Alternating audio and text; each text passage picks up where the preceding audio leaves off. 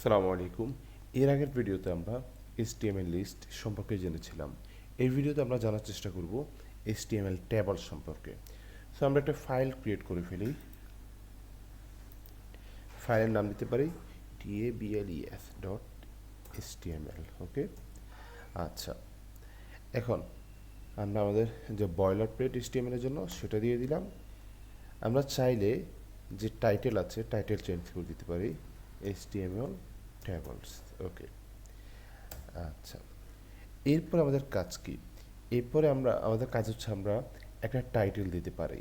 Title হচ্ছে কি, কীভাবে? S2 দিয়ে দিতে পারি, H1 দিয়ে দিতে পারি। আমরা S2 দিয়ে দিলাম এবং লিখে দিতে পারি স্টুডেন্ট ট্যাবল। মানে আমি আমার এই ট্যাবলের মধ্যে কিছু স্টুডেন্টের ডেটা রাখবো, কেমন? ওকে, এবার আমি মাউসের রাইট বাটনে ক্লিক করলাম, ওপেন উইথ লাইভ সার্ভারে ক্লিক করে এটাকে আমি লাইভ সার্ভারে ওপেন করে নিলাম। তাইলে আমি যা লিখছি সাথে সাথে সেটা কি হবে, প্রিভিউ হিসেবে আমরা ওখানে দেখতে পাবো ব্রাউজারে। এনিওয়ে, সো আমরা যখন একটা কি করব, একটা স্টুডেন্টের ডেটা রাখবো, আমাদের শুরুতে নেমের জন্য কিছু একটা দিতে হবে। এরপরে আমরা চাচ্ছি তার কি থাকবে, তার এজ থাকবে এবং তার গ্রেড থাকবে। ওকে, সো ট্যাবলের জন্য প্রথমে আমাদের দিতে হয় TR, মানে হচ্ছে ট্যাবল রো। একটা ট্যাবলের মধ্যে কি থাকে? রো থাকে, কলাম থাকে, কেমন? ট্যাবল রোর মধ্যে প্রথমে কি থাকবে? সবার উপরে এগুলো হচ্ছে TH, মানে হচ্ছে ট্যাবল হেড। সো সেখানে কি দেখবে? হেডিংয়ের মধ্যে নেম, আরেকটা কি রাখতে চাচ্ছি আমি? আরেকটা রাখতে চাচ্ছি আমার এজ, আরেকটা চাচ্ছি গ্রেড। ওকে, TH গ্রেড। এবার যদি আমি এটার আউটপুট দেখি, দেখতে পাচ্ছি এই যে নেম, এজ, গ্রেড চলে আসছে। তাহলে আমি কি দিলাম? একটা ট্যাবল, এই পুরোটার মধ্যে ট্যাবল রোর মধ্যে নেম দিলাম, এরপরে এজ, এরপরে গ্রেড। পরের লাইনেও কি হবে? আরেকটা রো দিব, রোর মধ্যে নেমের জন্য ভ্যালু দিব, এজের জন্য ভ্যালু দিব, গ্রেডের জন্য আলাদা করে ভ্যালু দিয়ে দিব। সো আমার একটা টেবল রো পাইলাম আমি। এরপরে আমি আবার কি দিব? আমি এটা সিমেন্টিকের জন্য পুরোটা আমি কাট করে দিয়ে এই যা আছে এগুলোকে আমি ট্যাবলের মধ্যে পাঠিয়ে দিব। তারপর আমি টেবল রো দিব। ওকে, মাউসের রাইট বাটনে ক্লিক করলাম, সরি, সবগুলো সিলেক্ট করলাম, মাউসের রাইট বাটনে ক্লিক করলাম, দেন ফরম্যাট ডকুমেন্টে দিয়ে দিলাম। তাহলে এই সুন্দর করে এটা স্ট্রাকচার ওয়াইজ কী হয়ে গেল, সেটিং হয়ে গেল। এই যে এবার আসছে নেম, এজ, গ্রেড, এটা কিসের মধ্যে?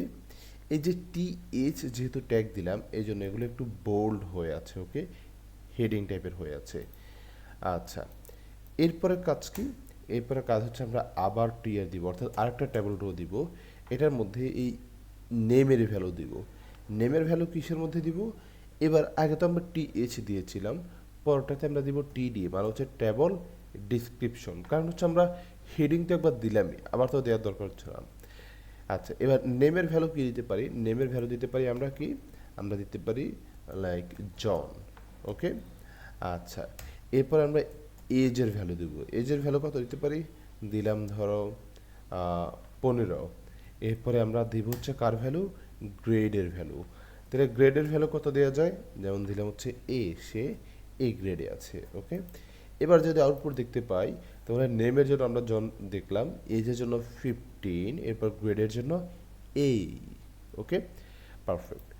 আমরা চাইলে এটার আরও একটু সুন্দর করে করতে পারি। এটা হচ্ছে কি, আমরা সাধারণত যে ট্যাবলগুলো দেখতে পাই সেগুলো কীরকম, এটার মধ্যে একটা বর্ডার থাকে, তাই না? যদি আমরা স্টাইলগুলো করবো CSS দিয়ে, বাট আমাদের বোঝার সুবিধার জন্য আপাতত একটু ভিজিবিলিটির জন্য আমরা একটা বর্ডার দিয়ে দিতে পারি। বর্ডার হচ্ছে 1। ওকে, তাহলে প্রত্যেকটা সেলে আমরা দেখতে পাচ্ছি আলাদা করে কি আছে, বর্ডার আছে। ওকে, এগুলো আমরা যখন CSS শিখবো তখন সুন্দর করে করবো। এখন জাস্ট আপনাদের স্ট্রাকচারটা একটু বুঝে নিই। আচ্ছা, এরপরে হচ্ছে ধরলাম আরেকটা টেবল রো নিলাম, সেটার মধ্যে আমি TD দিলাম, হচ্ছে নাম হচ্ছে কি, ধরলাম ম্যারি, দেন TD, এজ হচ্ছে ধরলাম 14, এরপরে TD, গ্রেড হচ্ছে ধরলাম আমরা B। ওকে, তাহলে আমরা দেখতে পাইলাম এই পুরো বিষয়টা। আচ্ছা,